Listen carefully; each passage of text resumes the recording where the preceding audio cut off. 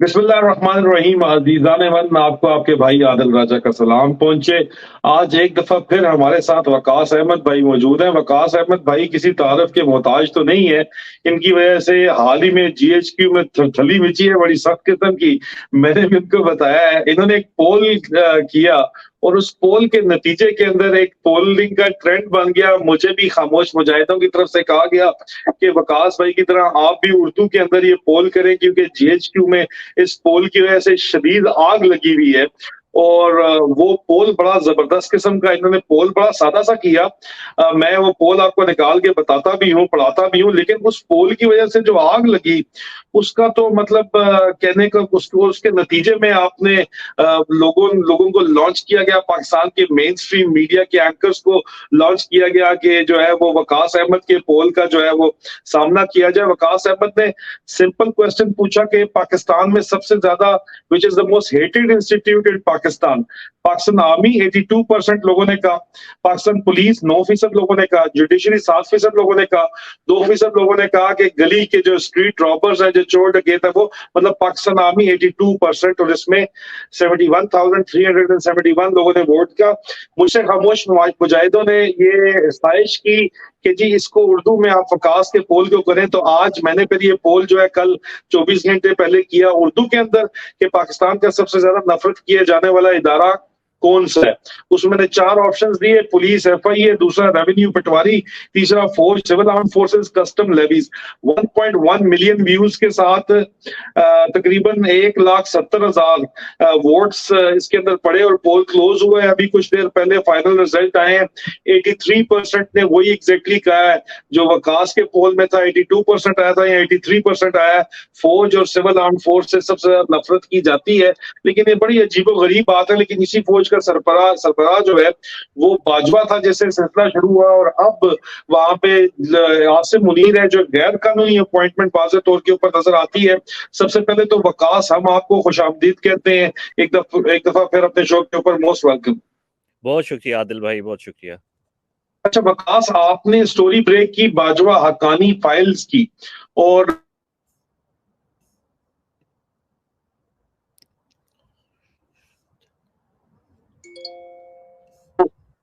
Bajwa Haqqani files का तारुफ कराइएगा जरा हमारी कौम के लिए। सादा लफ्जों में बाजवा हक्कानी फाइल्स जो आपने ब्रेक की, आपका स्कूप था और उसको फिर चलाया गया, और जिसको आगे चल के अब एक प्रोजेक्ट री इमेजिनिंग पाकिस्तान जो है उसको वो चलाया जा रहा है, जिसके ऊपर हम आगे चल के जरूर बात करेंगे। लेकिन बाजवा हक्कानी फाइल का तारुफ कराइएगा जो आपने स्टोरी ब्रेक की आम लफ्जों में पाकिस्तानी आवाम के लिए। आदिल साहब, आम लफ्ज़ों में सीधी जो बात है ना, वो ये सिंपल है कि जो बाजवा साहब हैं उन्होंने हुसैन हक्कानी साहब की मदद हासिल की ताकि वो इमरान खान की हुकूमत गिरा सकें। अब मदद की ज़रूरत तो नहीं थी, हुसैन हक्कानी साहब इमरान खान की हुकूमत गिरा नहीं सकते थे। यानी हुसैन हक्कानी साहब के पास इतनी ताकत नहीं थी। वो मदद वो चाहते थे कि जब वो हुकूमत गिराएं पाकिस्तान में, एक पाकिस्तान की जमहूरी आइनी हुकूमत गिराई जाए, तो बाहर से उनको कोई मसला ना आए। बाहर से मसले को जो यानी जिस तरह म्यांमार में हमने देखा, म्यांमार में कू हुआ ना थोड़े अरसे पहले, जो बर्मा जी। जिसको बोलते हैं, म्यांमार में पिछले साल कू हुआ। तो उधर जर्नैलों ने उनकी जो गवर्नमेंट थी, ऑन सैन सू की, जो नोबेल प्राइज विनर है, उसकी हुकूमत गिरा दी। जब उसकी हुकूमत जैसे ही गिरी तो अमेरिका ने उसके ऊपर सैंक्शंस लगा दी, यानी पाबंदियां लगा दी हुकूमत के ऊपर, और उन जर्नैलों के ऊपर भी पाबंदियां लगा दी। दुनिया में कहाँ कहीं पे भी इस तरह की किसी जमहूरी हुकूमत को गिराया जाता है तो दूसरे ममालिक की तरफ से शदीद रद्द-ए-अमल आता है। बस बाजवा साहब का मकसद ये था कि उन्होंने अपने सारे जो बेसिस थी ना वो कवर करनी थी। यानी मैं एक गैर कानूनी काम करूँ पाकिस्तान में तो मुझे कोई कुछ ना बोले, मुझे अदालत भी कुछ ना बोले, मुझे अपोज़िशन भी कुछ ना बोले, मुझे अमेरिका से भी कोई मसला ना आए। तो ये सिंपल सी बात है। अब देखें, पाकिस्तान में ना जब हुकूमत गिरी इमरान खान की, तो बहुत सारी बातें थी, बहुत सारी थ्योरीज़ थी और बड़े बड़े सारे चीज़ें थी, यानी एक वो पूरा जाल बना हुआ था, हमें समझ नहीं आ रहा था। तो उसमें जो है डोरियाँ सीधी करना, सुलझाना और समझना कि ये किधर से हुआ है, तो उसका एक सिरा मैंने पकड़ लिया कि ये जो है अगर पाकिस्तान में हुकूमत गिरी है, तो अमेरिका की तरफ से रद्द-ए-अमल क्यों नहीं आया? देखें, अगर हुकूमत गिराई जाती है जमहूरी हुकूमत, तो अमेरिका की तरफ से कोई रद्द-ए-अमल आना था कि हम पाकिस्तानी फ़ौज ने गलत काम किया है, तो वो रद्द-ए-अमल क्यों नहीं आया? बस ये सिरा जब आप पकड़ के आप थोड़ा-सा खोज लगाने लग जाएँ, तो फिर आपको अंदाज़ा होता है कि ये क्यों नहीं रद्द-ए-अमल आया और ये किस तरह से हुआ। फिर जब आप ये सिरा पकड़ लें कि ये जो है बाजवा साहब ने हक्कानी साहब की मदद इस मकसद के लिए हासिल की, और फिर आप ढूँढना शुरू कर दें कि इसके सबूत क्या-क्या हैं, फिर वो सबूत आपको फ़ौरन से मिलने शुरू हो जाते हैं। और असल में बाजवा हक्कानी फाइल्स यही स्टोरी है कि ये सबूत इकट्ठे करना और कौन-कौन से सबूत इकट्ठे करने में मैं कामयाब हुआ और किस तरह से ये सबूत सामने आए, और वो सारे सबूत हमारे सामने, ये सारे डॉक्यूमेंटेड एविडेंसेस हैं। मतलब आप खास कह रहे हैं कि बाजवा ने इमरान खान की हुकूमत गिराने के लिए हुसैन हक्कानी का इस्तेमाल किया अमेरिका में लॉबिंग करने के लिए, ताकि अमेरिका जो है वो जवाब ना दे। इसका डोनाल्ड डू के खत से भी कोई ताल्लुक है? क्योंकि डोनाल्ड डू के भी ताल्लुकात हैं हुसैन हक्कानी के साथ, ये कहा जाता है। पहला सवाल। जी, बिल्कुल इसके ताल्लुकात हैं। जब डोनाल्ड लू साहब ने ये बात बोली ना कि इमरान खान हमें पसंद नहीं है, इसको हटा लो, इसका मतलब ये था कि बाजवा साहब ने जो मेहनतें की थी, जो कोशिश की थी, वो कामयाब हो गई है। अमेरिका तक पैगाम पहुँच गया है हक्कानी साहब के ज़रिए। उन्होंने बोल दिया कि चलें ठीक है, गो अहेड, इमरान खान जो है हमें वैसे ही नहीं पसंद आ रहा। तो बाजवा साहब को जैसे ही ये सिग्नल मिला कि वहाँ से भी हो गई है तसल्ली, सब कुछ तय हो गया है, अमेरिका के जो है कोई कोई जवाब नहीं आएगा, तो दे वेंट अहेड और थोड़े ही दिनों में कू हो गया।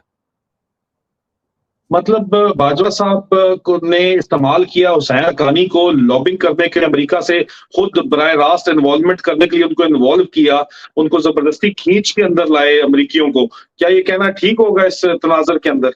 बिल्कुल, बिल्कुल ऐसा ही हुआ, और इस मकसद के लिए बाजवा साहब ने हुसैन हक्कानी को पैसे भी दिए, और उन पैसों की रसीदें भी हैं। ये रसीदें जो आप कह रहे हैं, ये रसीदें और ये पैसे कहाँ से आए? ये बताएं अवाम को। अच्छा, देखिए अमेरिका के अंदर ना एक सिस्टम है, जब पाकिस्तान की तरह, यानी इस तरह नहीं है कि अन्नेवाह आप कुछ भी करते फिरो।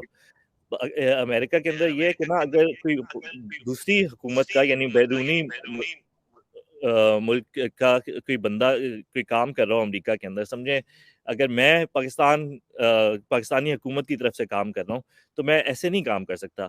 मुझे एक डिक्लेरेशन देनी पड़ेगी कि मैं किसी फॉरेन गवर्नमेंट के लिए काम कर रहा हूँ। उस डिक्लेरेशन को बोलते हैं फारा, फॉरेन एजेंट्स रजिस्ट्रेशन एक्ट। तो वो उसका एक फॉर्म होता है, उस फॉर्म में मैं लिखूंगा कि मैं किसके लिए काम कर रहा हूँ, मैंने कितने पैसे लिए हैं, और मैं क्या काम करूंगा। तो 2021 की जून के अंदर बाजवा साहब ने हायर किया एक बंदे को जिनका नाम है रॉबर्ट ग्रीनियर। रॉबर्ट ग्रीनियर हुआ करते थे सीआईए के चीफ पाकिस्तान के अंदर। यानी इस तरह से बाजवा साहब की उनकी उनसे शायद मुलाकात हुई हो किसी ज़माने में। तो रॉबर्ट ग्रीनियर अब तो रिटायर हो गया, वो लॉबिंग करते हैं वॉशिंगटन डीसी में। उनको पहले साल पैसे भेजे गए $1.5 लाख। अब उन $1.5 कितने जब डॉलर? कितने डॉलर विकास? कितने डॉलर? 150,000, $1.5 लाख। 1.5 लाख भेजे गए, ठीक है। हाँ, और ये ये हुकूमत पाकिस्तान की तरफ से भेजे गए? हुकूमत पाकिस्तान की तरफ से नहीं भेजे गए, ये भेजे गए इफ्तिखार दुरानी साहब की तरफ से। वो हुकूमत पाकिस्तान की तरफ से थी उस टाइम पे। इफ्तिखार दुरानी साहब हुकूमत पाकिस्तान का हिस्सा थे, वो पीटीआई के मेंबर हैं, और उस टाइम पे पीटीआई की जी। गवर्नमेंट थी। लेकिन इमरान खान को ये बात नहीं पता थी। अब देखिए इफ्तिखार दुरानी साहब, और ये बाद में हमें बात पता चली, इफ्तिखार दुरानी साहब जो है एनडीयू में पढ़ चुके हैं, ठीक है? इफ्तिखार दुरानी साहब के अच्छे ताल्लुकात हैं उन लोगों से। इफ्तिखार दुरानी साहब के पास एक बंदा आया और उसने बोला कि यार हमने ना मुल्क के लिए हमने कुछ लॉबिंग करनी है। ये नहीं बोला कि बाजवा के लिए, ये और ये बात इफ्तिखार दुरानी के साहब की तरफ से मेरे पास आई है, डायरेक्ट नहीं इनडायरेक्टली। इफ्तिखार दुरानी साहब के पास बंदा आया कि हमने ना मुल्क के लिए लॉबिंग करनी है, तो पाक फ़ौज तो डायरेक्टली नहीं कर सकती, क्योंकि किसी फॉरेन फ़ौज के बिहाफ़ पे नहीं कर सकते, आप फॉरेन गवर्नमेंट के बिहाफ़ पे कर सकते हैं। पाक फ़ौज तो डायरेक्टली कर सकती, आप हैं गवर्नमेंट में, तो आप ये लें ₹1.5 लाख, $1.5 और ये जो है रॉबर्ट ग्रीनियर साहब को दें, और ये जो फ़ॉर्म है ना, फ़ॉर्म में हम नाम भी आपका ही लिखेंगे, पाक फ़ौज का नहीं लिखेंगे। इफ्तिखार दुरानी मुहिब्बे वतन है, शायद एनडीयू में पढ़ भी चुके हैं, उनकी पर्सनल रिलेशनशिप भी है, तो उन्होंने कहा ठीक है, अगर मुल्क के लिए काम है, तो मैं कर लेता हूँ। और उन्होंने फ़ॉर्म-वॉर्म पे जहाँ पे भी साइन-वाइन करना था, वो साइन करके उन्होंने पैसे आगे ट्रांसफ़र कर दिए। और वो इफ्तिखार दुरानी साहब का नाम आ गया। अब ये जो फारा डिक्लेरेशन है उसमें नाम इफ्तिखार दुरानी साहब का लिखा है। लेकिन ये बात इमरान खान को नहीं पता थी, ये बात फॉरेन ऑफिस को भी नहीं पता थी, किसी को नहीं पता थी ये बात कि इफ्तिखार दुरानी साहब की तरफ से जा चुके हैं। उन्होंने बोला उनको जो कुछ भी कि ये सीक्रेट रहनी चाहिए, बड़ा मुल्क के लिए अहम नाज़ुक मामला है ये, तो सीक्रेट रखें। ये बात हुई अगस्त 2021 में। यानी आप हम्म। सोचें कि कू हुआ है, ये जो वीओएनसी हुआ है, ये हुआ है अप्रैल 2022 में ना, तो जी। अगस्त 2021 से ही ये मामले शुरू हो चुके थे। यानी आहिस्ता ओके। आहिस्ता इन्होंने अपनी गोटियां रखनी शुरू कर दी जिधर जिधर इन्होंने रखनी थी, और ये बाजवा साहब ठीक कर है। रहे थे।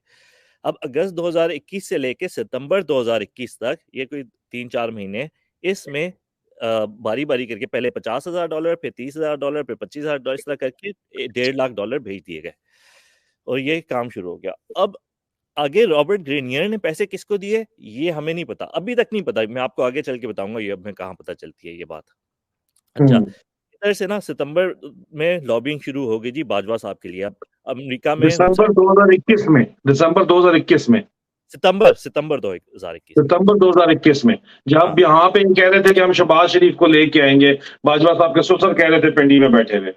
अच्छा, ये इस बात का मुझे नहीं पता, लेकिन ये यहाँ से ना इस साइड से ये मामला इनका शुरू हो चुका था कि सितंबर में इन्होंने पैसे दे दिए, अब पेमेंट हो गई तो अब काम भी शुरू होगा ना, ठेका दे दिया, अब आपने पेमेंट दे दी तो अब काम शुरू होना चाहिए।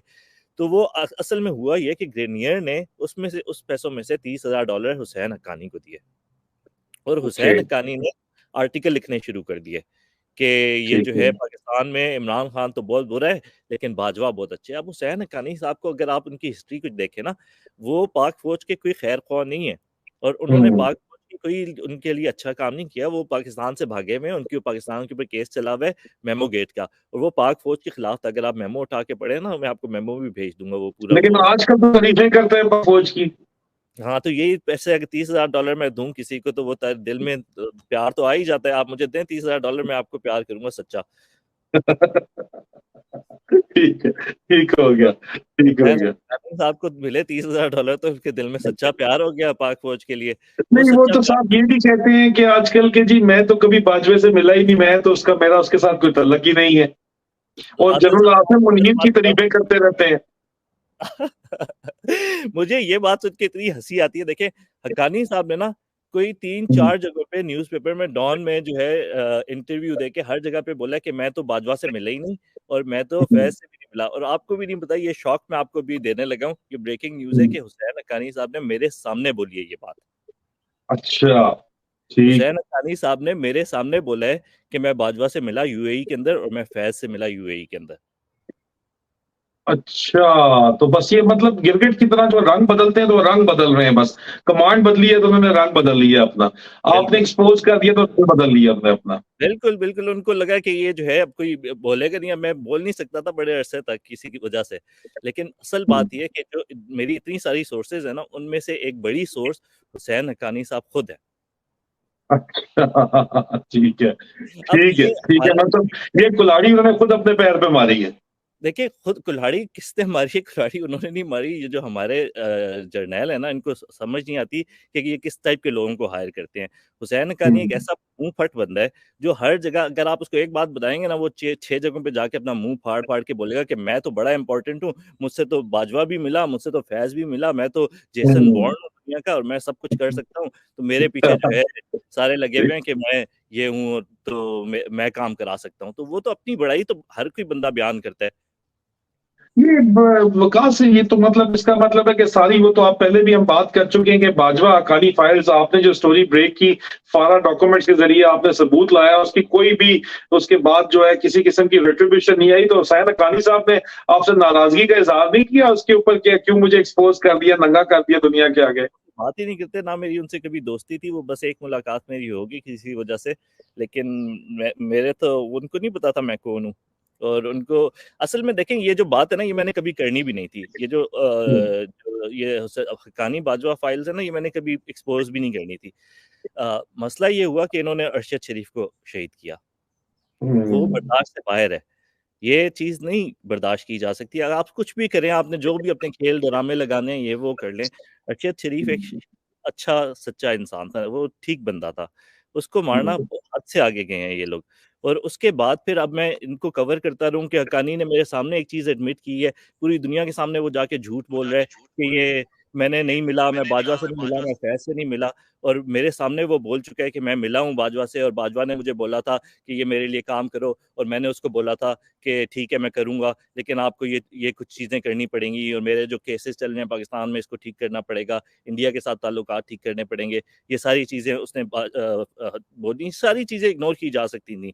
लेकिन बाद में इन्होंने जाके एक हद से आगे निकले है ना, ये शायद अरशद शरीफ को भी शायद ये बातें पता थी, क्या पता है उन्होंने उनको इसीलिए शहीद किया हो कि वो बाद में इनको एक्सपोज कर देगा। लेकिन उन्होंने बहुत गलत किया ना, और आप अभी तक कवर कर रहे हैं, आप अभी तक बोल रहे हैं, यानी हुसैन हक्कानी साहब को मैं एक अच्छा बंदा भी मान लूं, मैं सब कुछ मान लूं, लेकिन जब इमरान खान को गोलियां लगी, जब अरशद शरीफ को इन्होंने शहीद किया, उसके बाद ये रेडियो इंटरव्यूज में और इधर उधर इंटरव्यूज में बोल रहे हैं कि इमरान खान को गोलियां लगना ड्रामा था। यानी किसी को गोलियां मारना, किसी को कत्ल करने की कोशिश करना, एक सहाफी को कत्ल करना छोटी बात है। लेकिन ये मजाक में तो नहीं उड़ाई जा सकती ना ये बातें। और फिर उसके बाद मैं अपना क्या बचाता हूँ कि मेरी दोस्ती खराब होगी, मेरा वो खराब होगा। ये तो एक बेवकूफ, एक छोटी बात है। मेरी दोस्तियां जाए जहन्नुम में, मेरी बातें जाए जहन्नुम में, करियर जाए जहन्नुम में। एक बंदे को मार दिया आपने, दूसरे बंदे को मारने की कोशिश कर रहे हैं, पूरा मुल्क आधा तबाह कर दिया आपने। तो